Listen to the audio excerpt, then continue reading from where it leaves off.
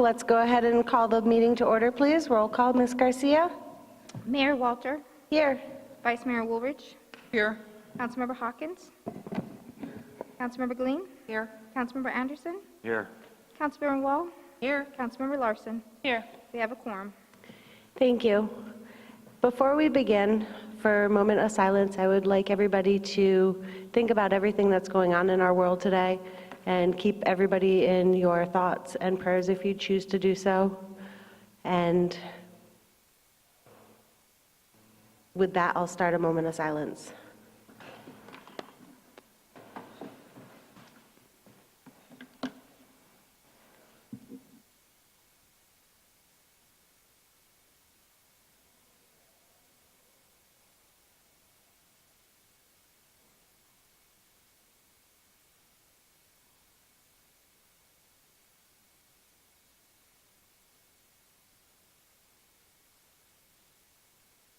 Thank you.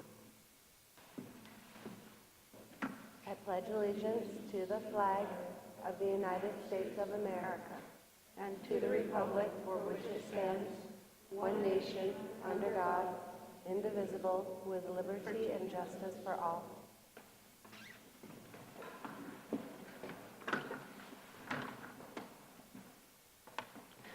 Thank you. Call to the public for public comment on issues within the jurisdiction of the Town Council. Council rules limit public comment to 3 minutes. Individual council members may respond to criticism made by those commenting, may ask staff to review a matter raised, or may ask that the matter be put on a future agenda. However, members of the council shall not discuss or take action on any matter during an open call to the public unless the matters are properly noticed for discussion and legal action. I have a Kristen Gramando with the Florence Toastmasters. Mayor Walter, members of the Florence Town Council, managers and employees of the town of Florence, and everyone else. My name is Kristen Gramando, and yes, I am a member of Florence Toastmasters. In this very room, 11 years ago, Florence Toastmasters got its start. The majority of the members were employees of the town of Florence. Right now, I am one of 3 of the current members who has been with the club all 11 years. So what's Toastmasters? No, it's not a contest to see who can give the best toast. And no, it's not people trying to find a better way to fix their toast in the morning. It's an international organization for the purpose of improving communication and leadership skills. It was started 90 years ago, and as a result of this communication and leadership skills, members gain self-confidence and personal growth. Florence Toastmasters meets every week at noon on Friday at the Green Tree Inn. We meet every week because we know life happens. You can't always be there every week. But if we only met once a month and you couldn't make it that particular meeting, well, there'd be months in between. This way, if you can't make it on that particular day, then there are only weeks in between. And we meet at noon. That's the same time that this club has met for 11 years. In the course of the meeting, we have a timed agenda, speaking opportunities, functionary positions that help the club meeting, like timers and grammarians. There are also opportunities for impromptu speaking, because Toastmasters is that safe environment. The number one fear that people have is public speaking. This is where you get over that fear. This is a safe and friendly environment. I am inviting every one of you and everyone in the audience and those listening at home, perhaps, to come and visit Florence Toastmasters, Green Tree Inn, Friday at noon. Thank you. Thank you very much. Very well spoken. Moving on to item 6 is our presentations. Item A is a presentation of a Years of Service Award to Bill Hawkins for 8 years of service and a dedication to effective local government in Arizona. At this time, I'd like all of council and Bill to come down to the podium so we can present you with your award.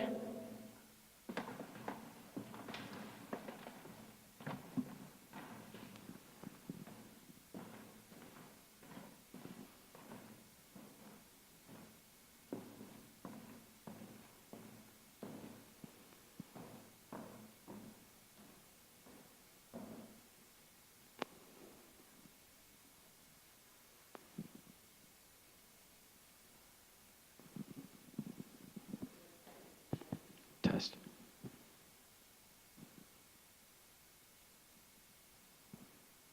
Bill, come right front and center.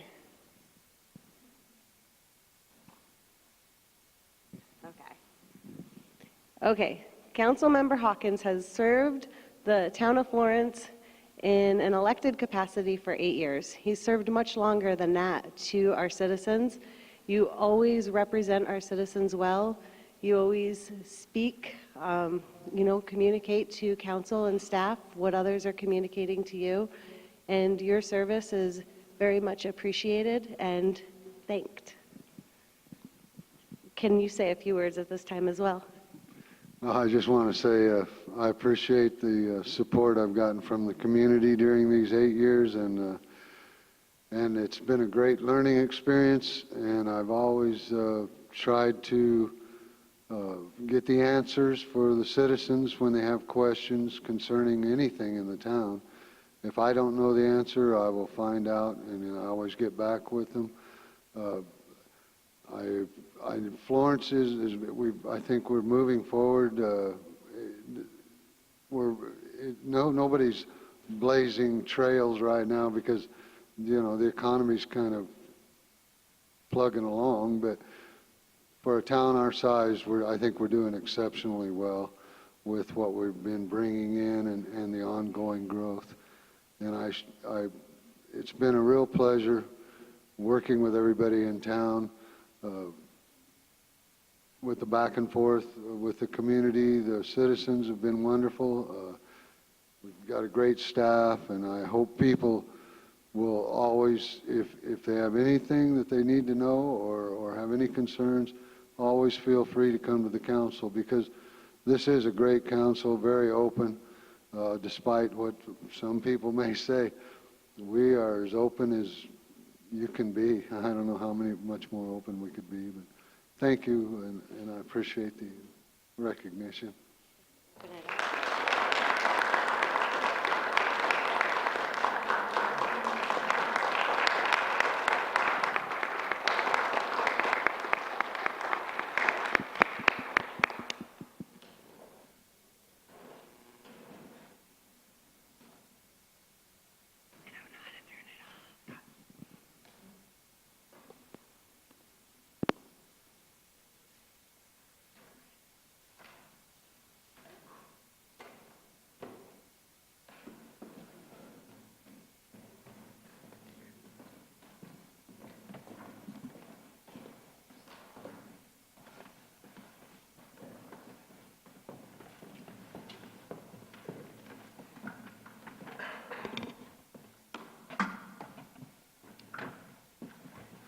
And item C, I apologize.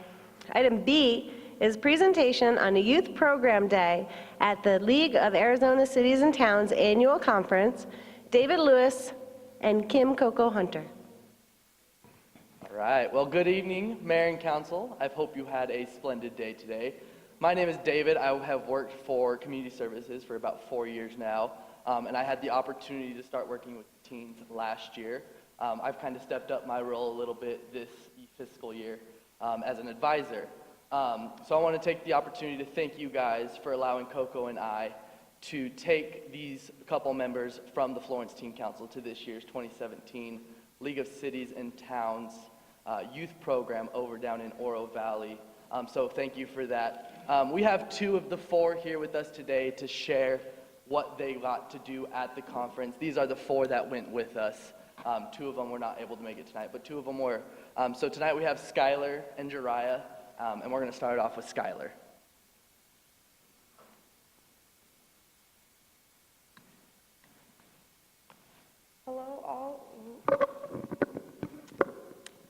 Hello all council members and Mayor Walter.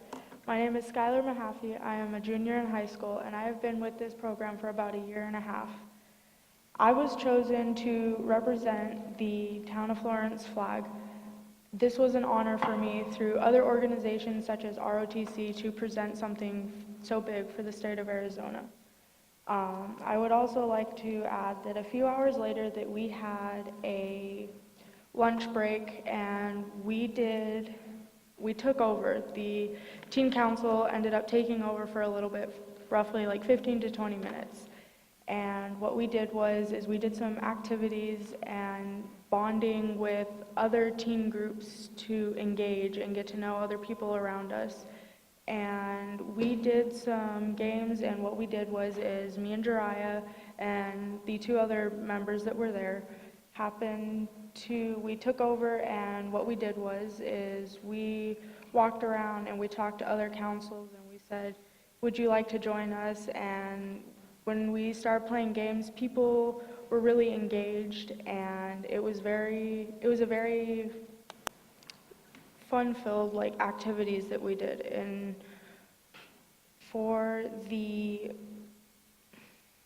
when we were doing everything, there was a lot of laughter and joy throughout the room, and I think it was really good and enjoyable for everybody because there were a lot of opportunities for all teens that were there. And as someone who had been there for the very first time, I was honored to be there, and I thank all of you council members and Brian for allowing me to go for that, because I saw a lot of opportunities, and I think that this is a very good thing for all teen council members in general to experience, because there were a lot of things that I had learned personally from this event. Thank you. And I would like to present Jariah Jones.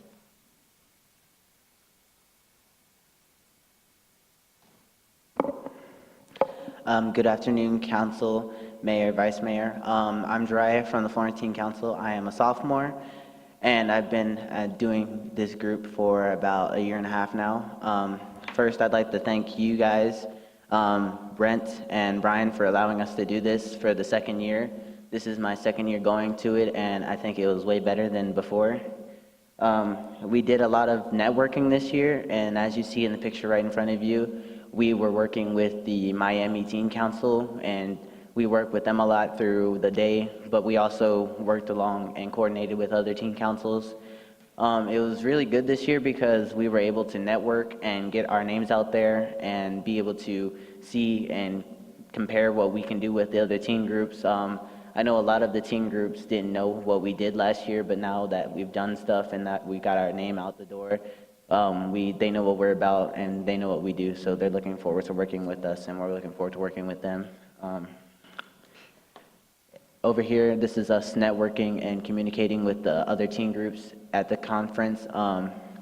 Personally, I think this was really good for us because it gave new members such as Skylar and the other 2 to be able to get their foot out the door and see what it's like to have a taste of being able to be leaders and step outside their comfort zone, which is really good because that's what we do as we mature as young adults and who we are. So I just want to thank you guys for giving all of us the opportunity of this teen group, of letting us go, because without this, I don't know where some of us would be right now. And I also get to work with these people, so they're really nice friends, and I'm glad that I have them in my life. Now I'm going to introduce Coco. All right. Council members, Vice Mayor, Mayor, how's everybody doing today? Good. Congratulations, Bill. You know, you've been doing this a long time, and you are representing the long-haired people really, really, really well. Thank you for that. You know, listen, growth and togetherness. Last year was our first year going to the League of Cities, and we had only been together for like a month. And I tell you what, this year made all the difference. We had two people that had gone last year. But everyone else that was there, they fell in step with the leaders. And to explain the takeover, during the lunch period, it was probably like a 30-minute lunch period, and there was nothing going on in the room that we were in.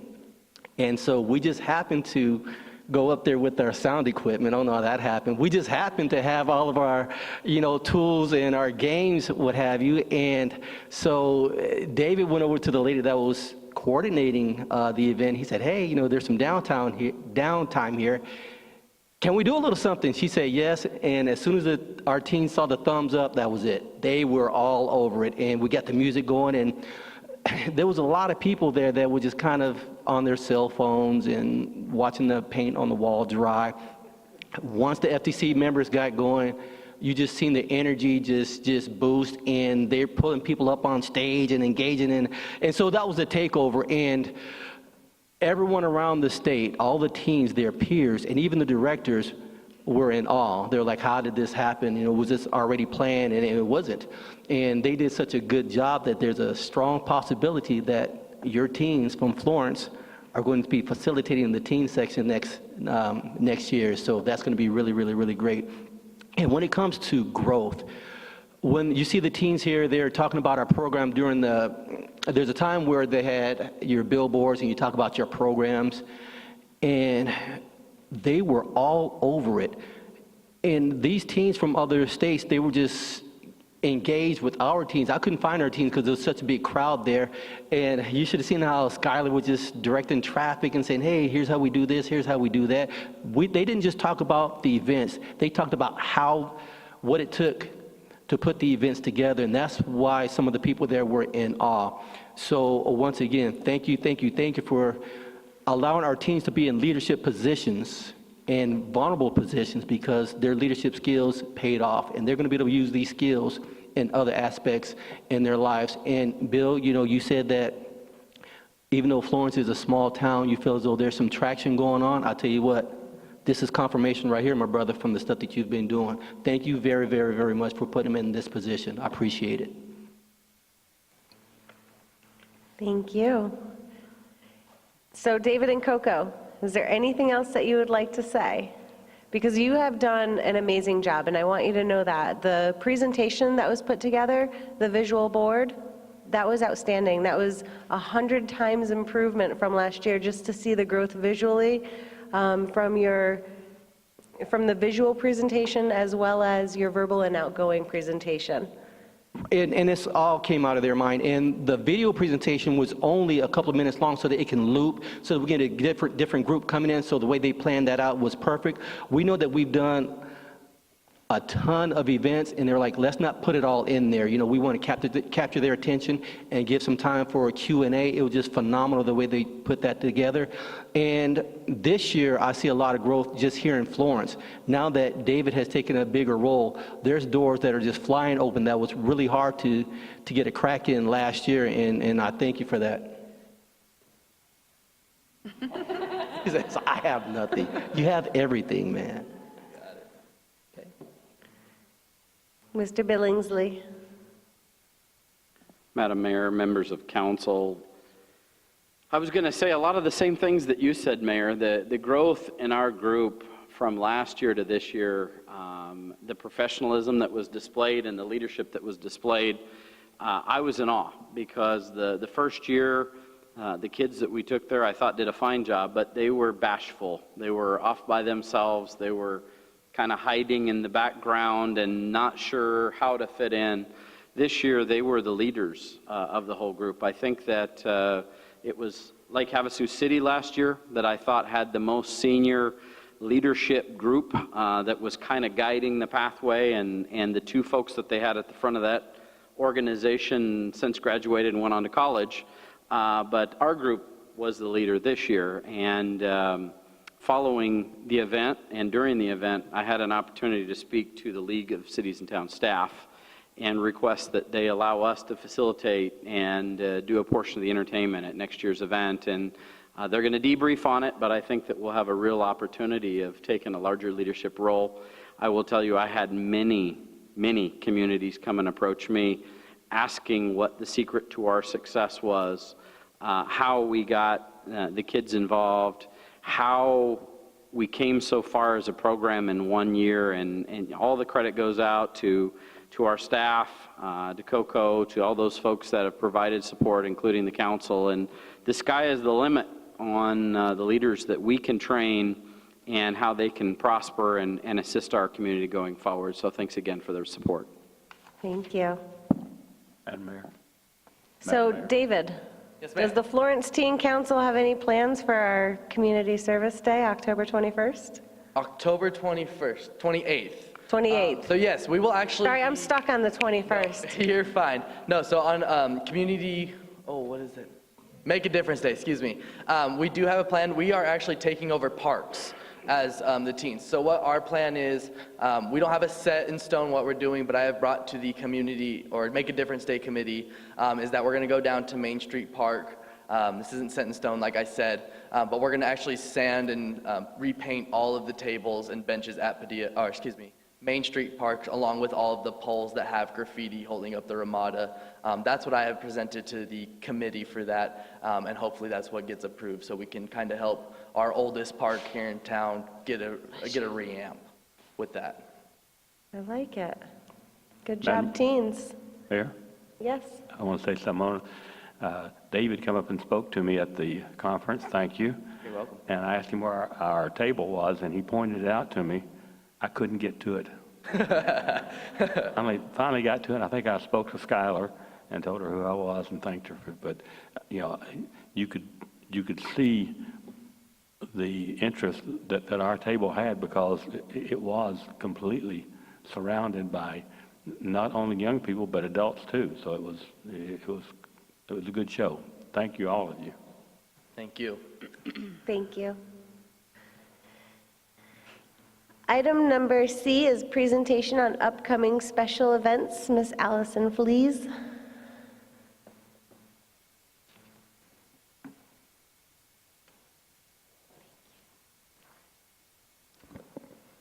Good evening, Mayor and Council. I'm here to show you guys the upcoming events from September to December 2017. Here's a list of all the upcoming events that are town-sponsored events. These don't include the events that are ran from other organizations such as the Posse and Chamber of Commerce. First up is our MUNCH and Music. This is going to be held at Padilla Park from the lunch hours. We held a mariachi MUNCH and Music event last November, and it went really well. Our concerts in the park didn't have as much attendance, so we thought we'd try it again during the lunch hours and try and capture the audience of the county employees and prison guards to try and come down to Padilla Park. And we're going to get local artists.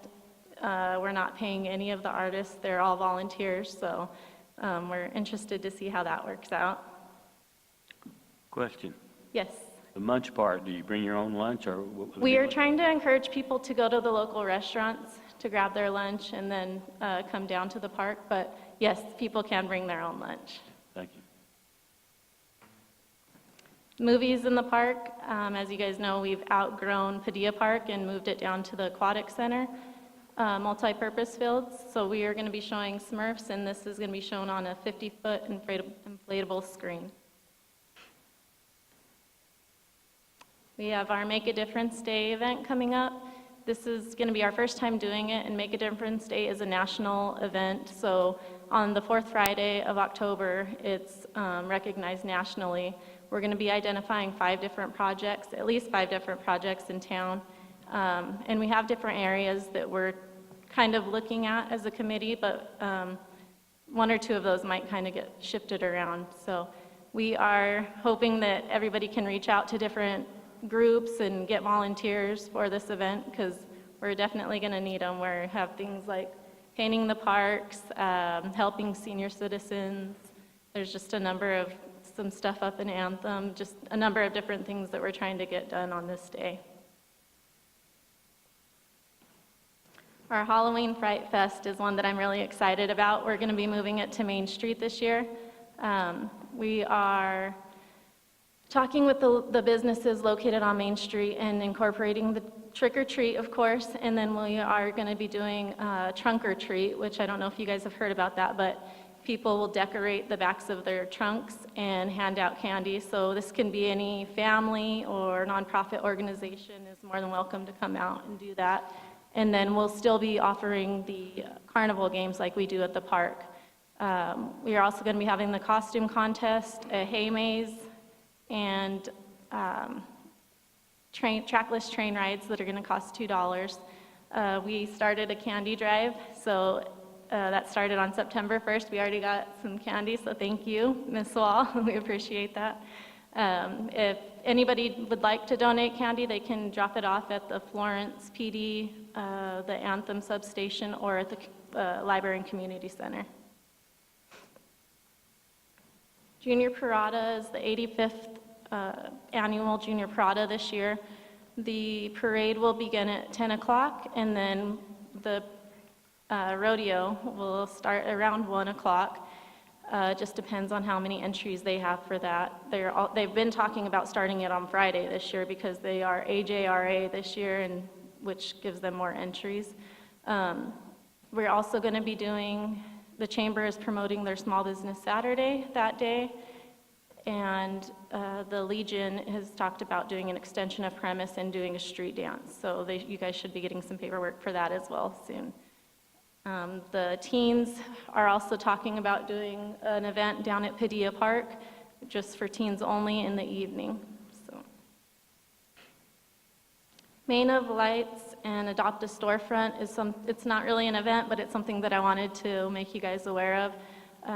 The month of December, we encourage the vacant storefronts to get adopted and decorated by other businesses, families, or nonprofit organizations, so that it just draws people to Main Street to go in the shops and just see what Florence has to offer.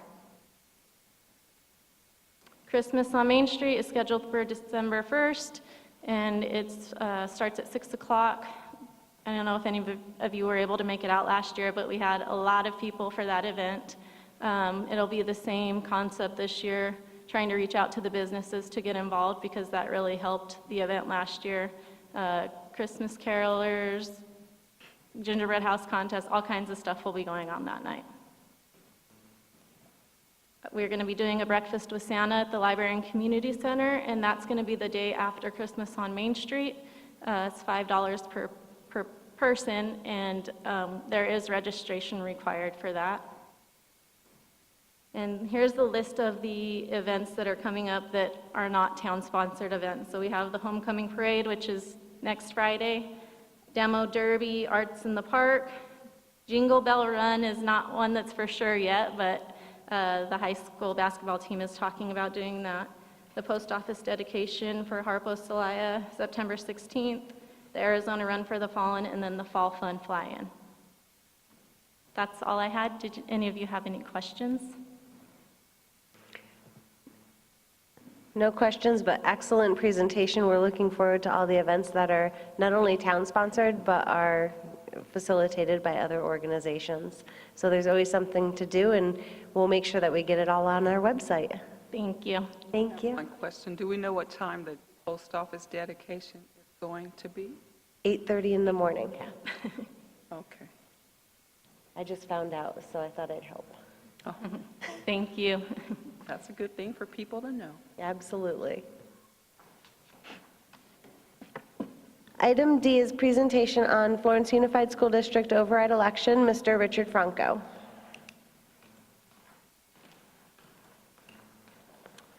Hello, Mayor, council members, members of the public. My name is Richard Franco. I'm the Director of Public Relations for the Florence School District.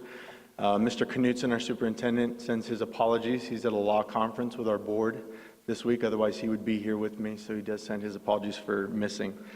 It's kind of cool to put a face to the name. I've been sending a lot of emails back and forth. It's nice that we have so much synergy with the district and the town right now.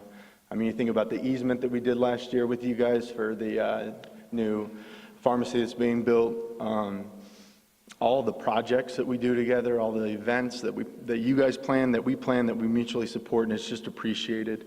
I know that not every town has that, not every school district has that, so we definitely appreciate it.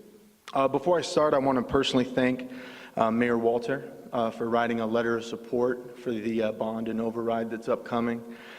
This is a nonpartisan vote.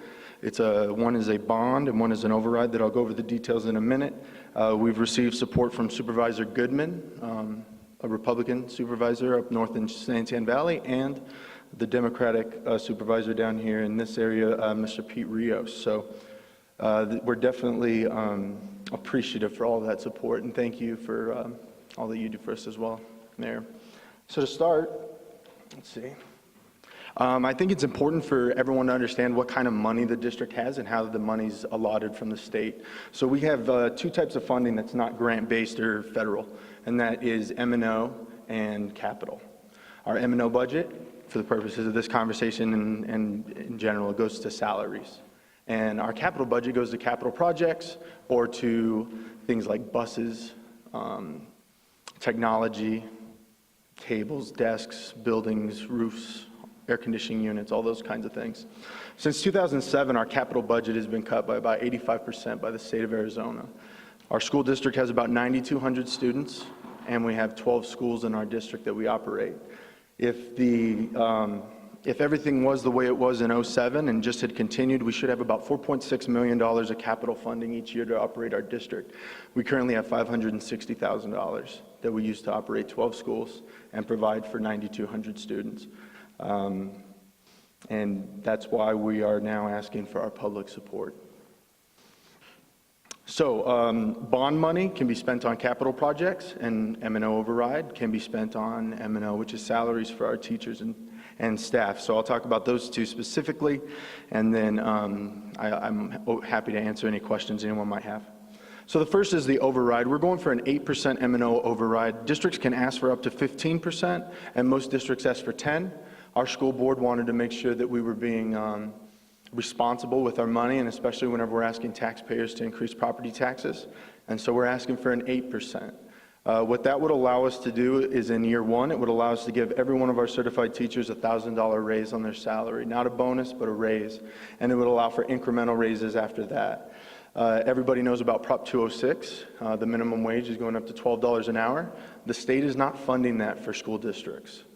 So that has to come from us. We're not receiving any additional funding for that. That's projected to cost our district about $2.5 million by the time that it gets to the $12 an hour for those employees.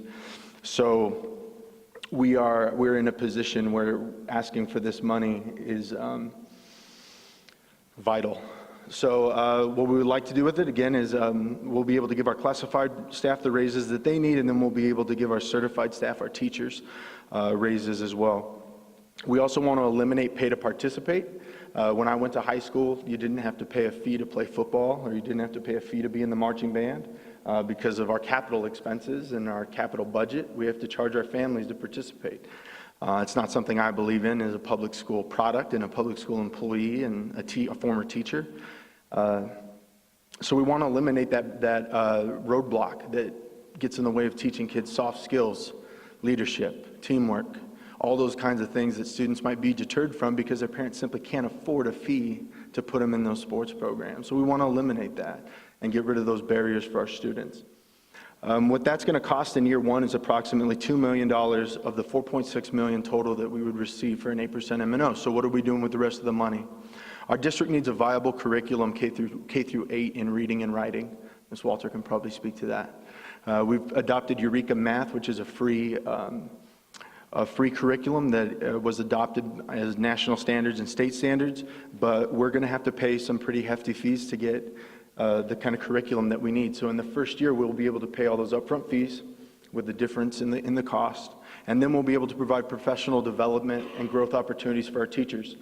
We have 544 or so teachers in our district, and we replace about 130 of them every school year. How can we expect to be great as a district and offer great opportunities for our students if we're turning over 133 teachers every single year? So what we're hoping is that our teachers and our staff would see, we're making the investment in you, our community's making the investment in you. And we're not only going to be giving incremental raises, where right now everybody's frozen, but we're also going to be investing in your professional growth. And hopefully our teachers would then say, you know what, we want to stay. We don't worry about going down to Chandler, Gilbert, or somewhere else. We're going to stay in Florence Unified. And then that allows us over time to give the incremental raises while reinvesting in the school. So ultimately, by the time it's all said and done, that total 4.6 will be reinvested into our staff in salaries. The bond, we have a $50 million bond limit as a district. We're asking for a $25 million bond. Again, as I was stating before, we're trying to make sure that we are being as frugal as possible and using the money as wisely as possible. Technology in our district is something that's been vital since '07, the last time we passed a capital override. All 3 high schools are one-to-one computing. Every student has a laptop. All of our K-8 schools, K through 2 uses tablets. 3 through 8 uses classroom sets of laptops. All the software replacement, maintenance, and everything like that runs us about $1.7 million a year of capital funding. Again, our current funding is $560,000 for everything.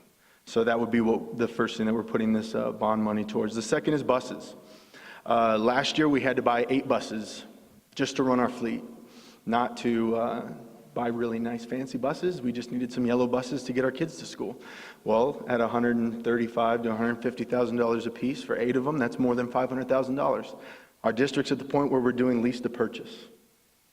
We're having to lease and borrow in order to just transport our kids to the schools in our district, and we're expected to grow. By 2025, they're projecting our district to be at about 14,000 students. So that would tell us that in the 10-year bond period, we'd be looking at about 70 buses. And I've given you guys all information on how that finances break down. Security at all of our campus is vital, as everybody in this room knows. And in the north side of the district, as well as the south side of the district, it hasn't been replaced. Because when you're making decisions about how to spend $500,000 on 12 school sites, sometimes you have to make decisions that foggy camera on the back of the school has to just stay foggy. And so we want to replace those things, and we want to update our software and make sure our kids are safe. It seems kind of weird to ask, but we need copy machines. We have copy machines with over 5 million copies on them, and we can't afford to replace them. They cost about $10,000 to $15,000 a piece up front, and then $10,000 year maintenance plans on each of them. With this bond money, we'd be able to put a copy machine, a mass copy machine, in every wing of every school in our district, and give our teachers the opportunity to simply print. Which, with our current printers, there's a lot of downtime where they're being repaired because they're just out of function. And our facility safety, playgrounds and fields, that's across the district. All the ones on the north side were built with the schools and haven't been replaced. So it's been 7 to 10 years. And on the south side of the district where we live, you guys have seen we need to upgrade and just keep things moving along. I hope the board and everybody else sees that we're not asking for, a brand new football stadium. Where, we're trying to just keep our things the way they are and improve the lives of our students. So with that, here's a nice little slide to show you. This is one of those machines with over 5 million copies on it, so that everybody knows I'm being honest. And I have a few more where that comes from. The next thing that we want to do specifically down in Florence is the Steve McCain Practice Complex. Florence High School is the only school in our district that does not have practice fields, and we don't have any community spaces for fields and playgrounds. So that entire field space that you see behind the football field would be filled with a multi-purpose field that we could run youth soccer all the way up through high school practice fields for soccer, a baseball and a softball field, and also a football practice field for our football team.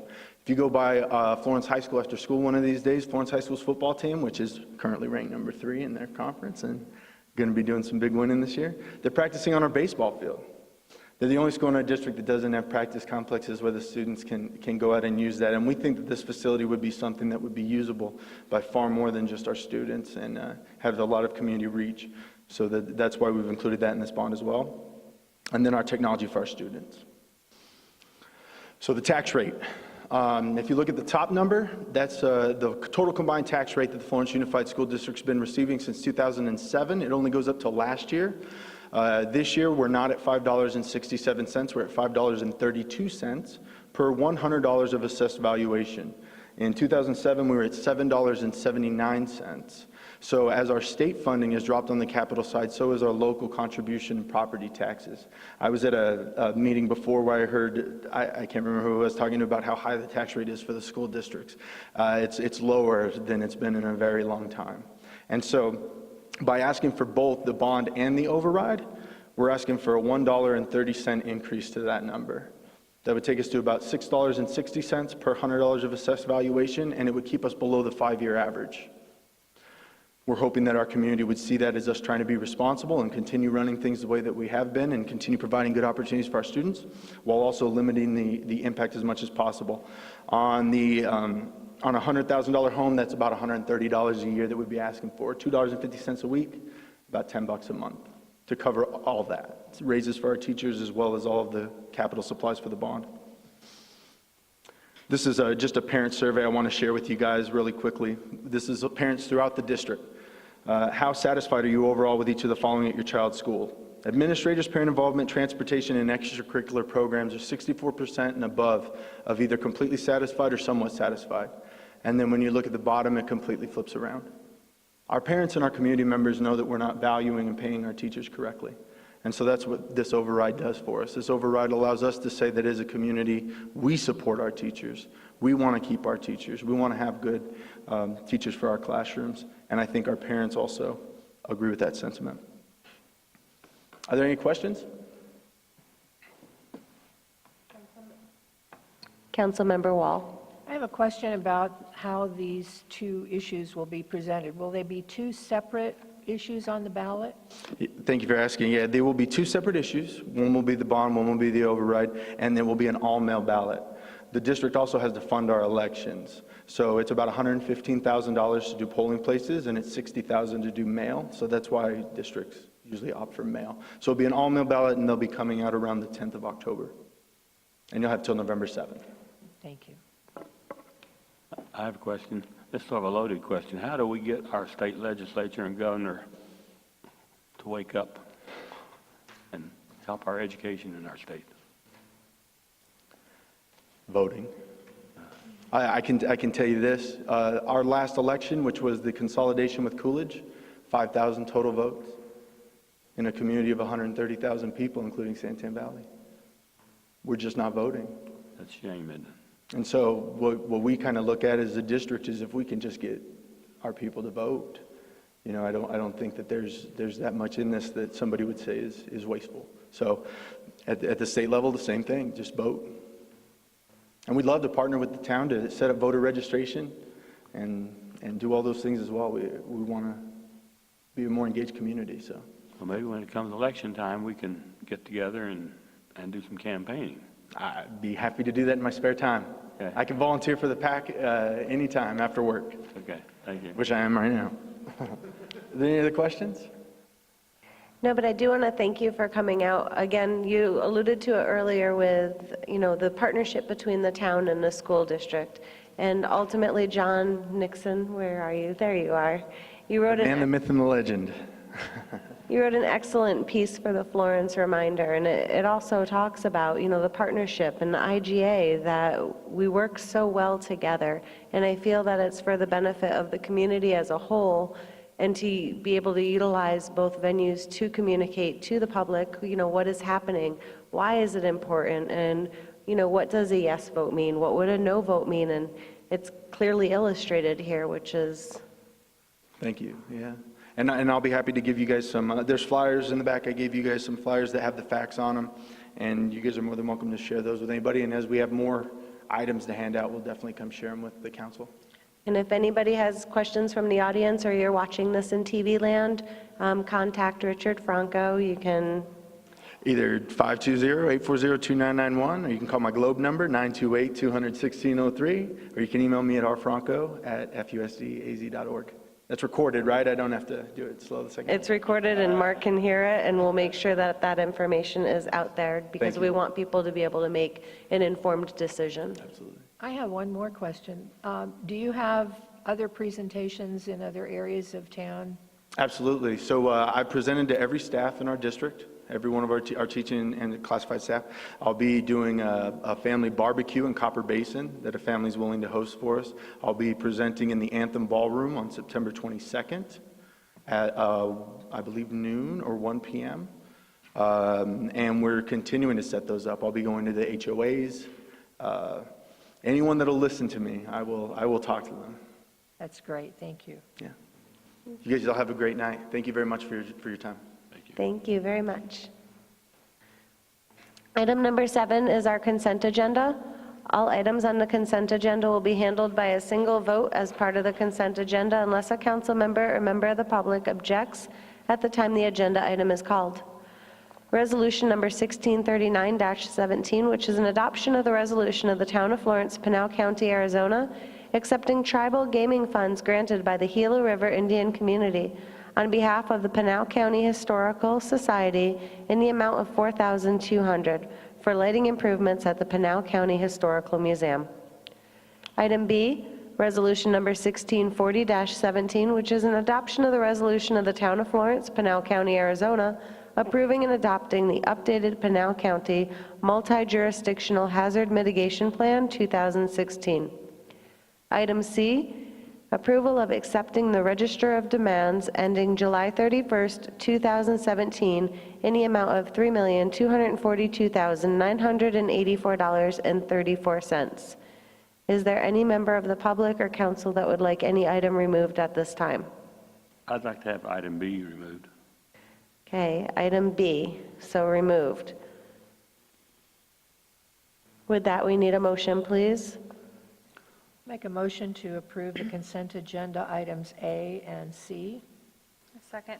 We have a motion and a second. All in favor? Aye. Aye. All opposed, same sign. Motion carries. Councilmember Anderson, item B. You have the floor. I tried to read all through that, Chief Strayer. So I was wondering if you could just give us a short description of what that's all about. Of course, Mayor Walter, Councilmember Anderson, the hazard mitigation plan is really a countywide evaluation of hazards that exist throughout the county that may qualify for FEMA funding to be taken care of. The county does this on a regular basis and has met with all the towns, including Florence, specifically to identify specific hazards as outlined in the plan that may qualify again for FEMA funding going forward. There's no guarantee that this will occur, but it does qualify us for that. Okay, thank you. Yeah. I make a motion that item B. I'll second. We have a motion and a second to approve item B. All in favor? Aye. Aye. All opposed, same sign. Motion carries. Item 8 is new business. Discussion, approval, disapproval to enter into an automatic aid agreement of mutual protection and assistance in the field of fire and emergency medical services in an area located within the boundaries of the city of Coolidge and near the town boundaries of Florence, specifically the intersection of Adaway Road and Highway 287 and the adjacent roadways leading into the intersection. Chief Strayer.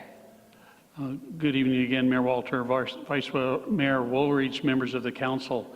We'd like you to consider tonight entering into an agreement with the city of Coolidge in the area of, it's for fire services, EMS and fire in the area of Adaway Road and 287. There's been a number of very serious accidents at that intersection, including where patients have been ejected from the vehicle. We've had a semi rollover there, and this area, even though it's in the town of Coolidge or city of Coolidge, is in very close proximity to the town of Florence and is heavily used by Florence residents.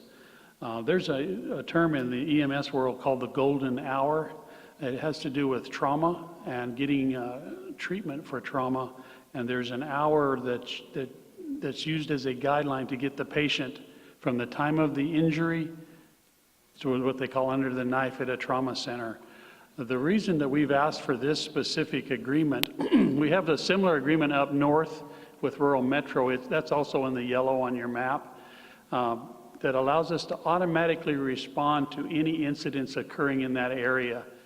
We're already responding there, but there's a delay that occurs when the approvals have to take place for a mutual aid agreement. So the accident happens, then it's reported, then Coolidge has to do a size up or determine what they need, and then if they determine they want us, then they have to call our dispatch center. And that delay is what we're trying to eliminate in this case, primarily because of the trauma that occurs there and auto accidents that shortens that response time. If you look at the two stations there, there's one from Coolidge with the arrows and then our Station 2. Even though the Coolidge Station looks a little closer, the driving distance is about the same.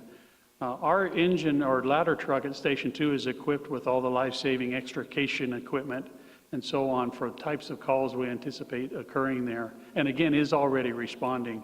So what we're hoping out of this agreement, by entering into this agreement, that anytime we receive a report of an accident, we will automatically send a unit and Coolidge will automatically send a unit.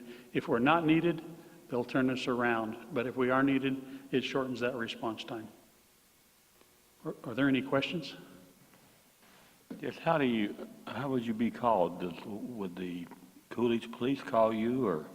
Well, 911's a funny thing with cell phones, and I could ask Chief Hughes to elaborate on this some more, but sometimes you never know which way they're going to route.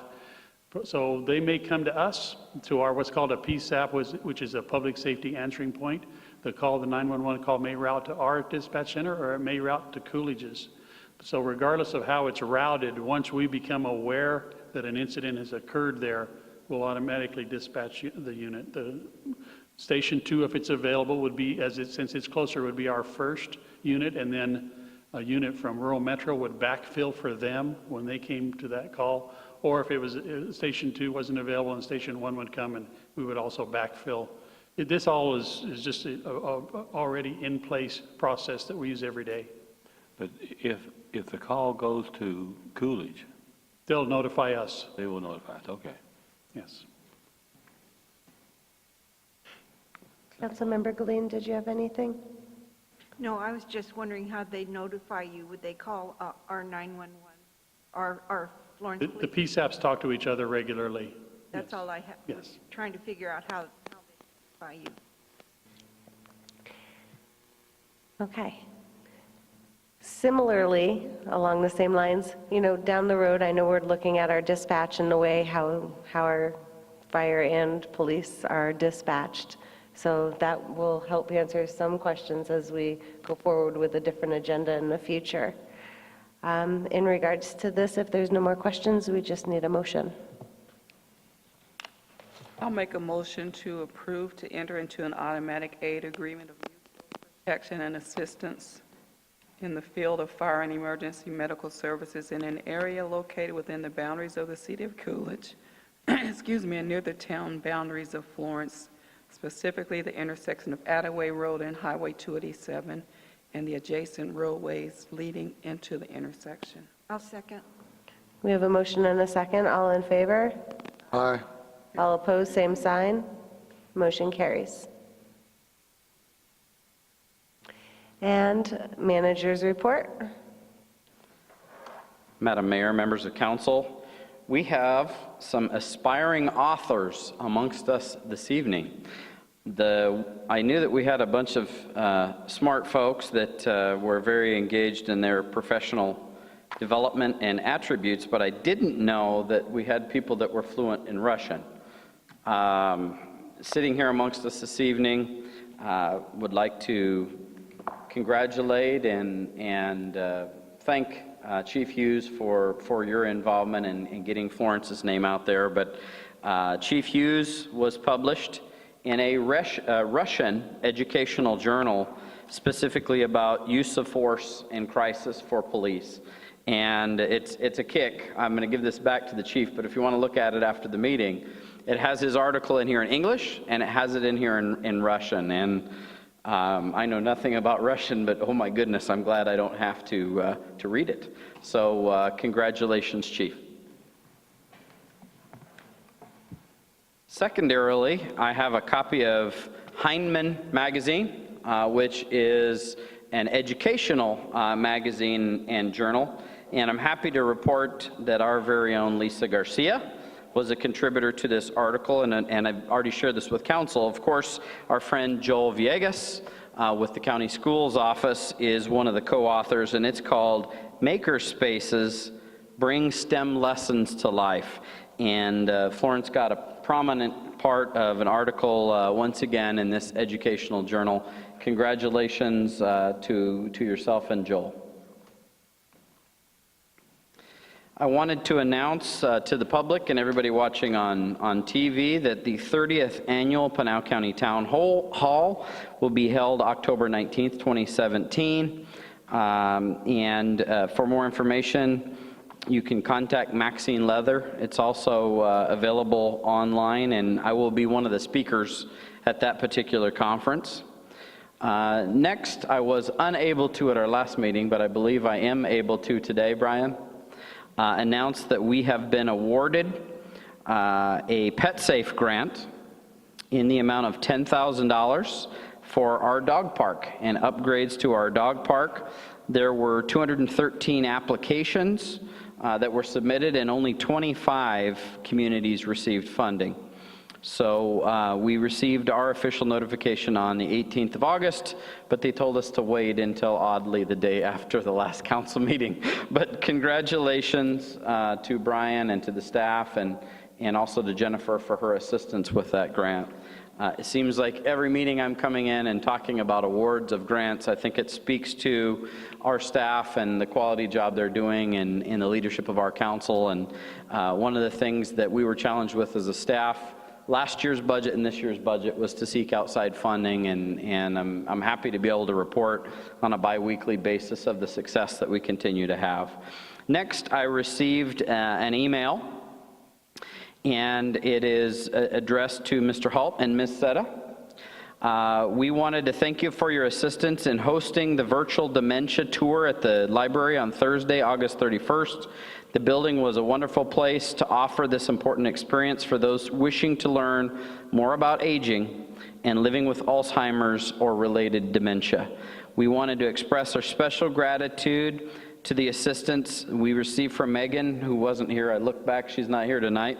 Brian, take this back to Megan. As well as Ashley Padilla, who is not here as well, and Glenn Jones. You went above and beyond to make sure that every question was answered and that help was available as needed. The staff from the Western Arizona Council of Governments, Area Agency on Aging, remarked at how smoothly things went. Thank you to your facility and your staff. Please know that your hospitality is greatly appreciated. So thank you very much for what sounds like a great event. Lastly, construction is about to begin for Phase 2 of the Highway 79 Diversion Dam Road project. As you know, the town went through substantial effort and investment in doing all the precursor improvements, including paving Diversion Dam Road, relocating an irrigation canal, and widening the intersection. ADOT is now going to do their piece, which is placing signal poles at the intersection, and they're scheduled to begin the project at 8 a.m. Thursday, September 7th, and they think the work may go through September the 8th. And additionally, following the construction of the signal, setting of the poles, heads, etc., ADOT subcontractors will be out and modifying the striping and doing the cleanup work. They believe that most all the work should be completed by September the 11th. Any questions with respect to the ADOT traffic signal project? Sebastian Tanazi is the communications officer with ADOT that is assigned to answer those questions, and he can be reached at 520-268-5519. There's additional information available on the town's website. That's all I have.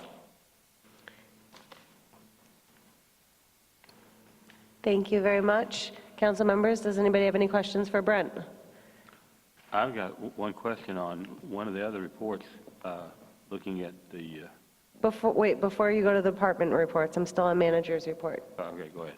Okay. Brent, within your manager's report, one item that I was hoping you'd address, a resident had asked about the underground work that's happening at Hunt Highway. It's going right underneath, and why, and I said I would have you explain it tonight. Sure. I'm trying to think of the best way to explain this in a PC manner. There were plans submitted and approved by the town many moons ago when Anthem Merrill Ranch was approved that included various improvements to regional facilities, including the Hunt Highway. Part of that highway project, and as you can imagine, every transportation project, were drainage improvements. How do you get storm water and drainage away from that roadway? So a portion of the project is exactly that. The second part is there were a set of regional pedestrian corridors to be built within the subdivision. Those aren't completed either. So as part of our comment periods regarding some of the engineering plans, acceptance of the roads, and of course going to the CFDs to sell bonds to refund those improvements, staff wanted to make sure that the projects were completed in whole before actually going through the whole process with the CFD. So we laid down a challenge to Pulte to go out, design those improvements that are necessary adjacent to that roadway in 2 different locations, to have them publicly bid those improvements so they would be compliant with the CFDs and continue construction. So what you see out there right now is the construction crews that are completing that drainage work and the pedestrian pathways under the highway. Okay, the 2 areas of concern that were brought up was, and I was on the same page in regards to the flooding, but we have more of the flooding that's more so up by the Florence Hospital that was addressed. And then where they put the walkthrough underneath, it's going right into like where the fire and police substation is. Yes. Is the water going to be flowing towards it or away from it? And why did they choose that specific location? That's where it was designed in the original plan set. One of the things that was not completed was the ability to separate the flood flows from the pedestrian walkway. So head walls are being poured, the culverts are being extended and finished. I noticed that they had the steel doweled to do those wing walls a couple weeks ago when I was up there. The actual drainage channel is further north of the station, and the pedestrian channel is to the south. The challenge that they have is there's a grade difference. The drainage channel is higher than the pedestrian channel, so they have to do upstream and downstream improvements to keep the drainage separated from the pedestrian crossing, and they have an acceptable design that we've approved of, and they are now doing the completion of that project. So the jury's still out on how and if that will work, but it's going to have to. So bear with us. No, absolutely, absolutely. And also, just so we've talked before, there's been a little bit of some, things happening in the anthem part of our town of Florence. There was some vandalism up by the town, the dog park. And then, I talked with Chief Hughes about a few other things. He's got some crews circulating around up there and keeping an eye and a nose out. So I just, wanted to make that aware as well. You bet. Okay, just because, some youth that have free time on their hands or could find their way up that little drainage area. All right, moving on to department reports. Councilmember Anderson, you had a question. Well, one of my questions was just what you talked about on the department report for Chris.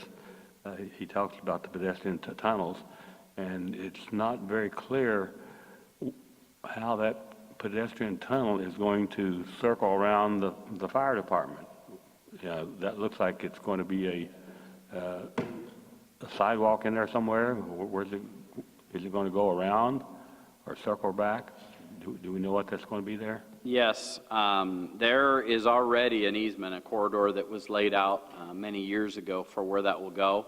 It's north of the station, both the drainage channel as well as the pedestrian walkway. They're north of where the improvements are for our fire station. So if you know the curbing and the concrete paving, as well as where the dumpster is in the back of the building, it's actually behind that. It just wasn't completed in the early phase.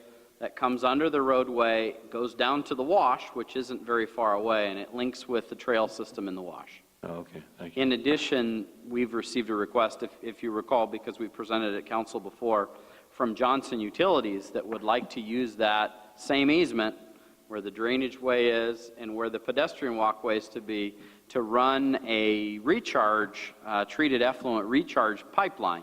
And that's what brought about our concern with the previous improvements not being completed. We said we can't allow for an additional large purple pipeline through an area that's already congested with future improvements that haven't been built yet. So we haven't had any conversations with Johnson Utilities, and as I understand it, they want to see the final design and the construction so that they can figure out how we not impact those public improvements with this pipeline, if that's helpful. Yeah, thank you. One other question. What's going on at McDonald's? I'm the wrong guy to answer that one. Chris? What is going on with McDonald's? Yes. McDonald's has submitted plans for a tenant improvement. So I believe there are some minor interior improvements, some areas that are improved to the fascia of the building and that entranceway. That'll be phase one of the improvements. Okay. They're also doing some minor, I think, striping to allow a double drive-through. And so there's been an engineering submittal, building safety submittal, fire submittal for a building permit. That's tenant improvement. That's phase one of the project. Okay, thank you. That's all I have. All right, are there any other council members that have any other department head report questions? All right, thank you very much. All right, moving on to call to the council. Public. I knew that. My agenda glitched. Is there anybody from the public that has anything to say at this time? Thank you. And call to the council. Councilmember Anderson. Would just like to thank the town for allowing us to go to the conference of the Arizona City Towns and League. I can't say it right. Towns and City League. It was very educational. There was a lot of good things shared there. I just wish we could share that with everybody. So we are trying to get that up on our website and get the hooks into it so people can see that. We had a great time. Yeah, we did. Councilmember Galeen. I don't have anything, thank you. Councilmember Hawkins. I'd just like to remind people to show up for the Harpo Celaya dedication at the post office on the 16th at 8:30 in the morning. That's very important. He's a true hero in World War II. When his ship got sank, he's one of the 300 that survived that, and it was a harrowing experience to say the least. And they did one of the most important missions of World War II. Had they not completed their mission, we may not have won the war. So I would encourage anybody and everybody to show up at that dedication. And Harpo is only he's one of only 18 survivors today from that mission. I think it's a great honor for him to be, for the post office to be named in his honor. And I think everybody should recognize that. Mostly with what's going on in the world today, we need to let our veterans and our present military know that we care. That's all I have. Thank you, Bill. Councilmember Wall. I just want to say how impressed I am with all of the programs that were reviewed from the Community Services Department. I hope everyone can turn out for at least a few of those activities, and I want to thank the staff for putting those together. Councilmember Larson. I just wanted to say thank you for the opportunity for us to go to the league conference. It was really, not going into it not knowing what to expect, I guess was interesting to say the least. I learned a lot of things. A couple takeaways were that Brent and Lisa are famous. And first thing I said whenever I met anybody and told them I was from Florence, immediately, oh, you guys have Brent, you have Lisa. So they really speaks volumes to them about the quality of the work that they do and how well known they are. Also, a lot of the conferences I attended were about littler towns or little city problems. And I found them really unrelatable, just because I feel that we are sort of a little big city. We have amazing staff that makes our job incredibly easy. I felt like a lot of the issues that a lot of little towns face, we don't have, fingers crossed. And we really do shine. And so I want to thank you, staff, again, for making our job so easy, especially when you get out into the other political world and seeing what else goes on out there. It makes me really appreciate it. So just want to say thank you for that. Also going back to the parks, like Karen had said, the Make a Difference Day, I'm really looking forward to that, being on that committee. I hope to contribute as well as on the actual day. I really look forward to participating in that, as well as Arts in the Park. That really sparked my interest. That was something that I was really hoping for, so I'm really looking forward to those events. So thank you again, and that's all I have for tonight. Thank you. Vice Mayor Woolridge. Just to piggyback on Bill's comment about Harpo, you know they recently located that ship underground, and it was interesting. They interviewed Harpo, and he said, "I wonder if my money's still in my locker." So I thought that was nice. I'm glad that they found the ship. That was pretty interesting. And also to piggyback about the League of Arizona Cities and Towns, it was a great conference. Had an opportunity I love networking with different people from different cities because you learn so much. But I got a compliment about our staff from the city of El Mirage, about our Development Services Department. I guess you all gave them a tour, and they were really impressed with our facilities and how we operate. So I wanted to give you all kudos. Had to leave Florence and hear some good things about you, so that's always a good thing. So that was really nice to hear that, so I'm passing that on. So keep up the good work. And I think that's it. The conference was amazing. We were able to network with a lot of cities and towns. Our youth council was phenomenal. The presentation, like I said earlier, was 100 times growth from last year. Looking forward to all of the events. We'll make sure that we get them out on the website, and definitely looking forward to Make a Difference Day.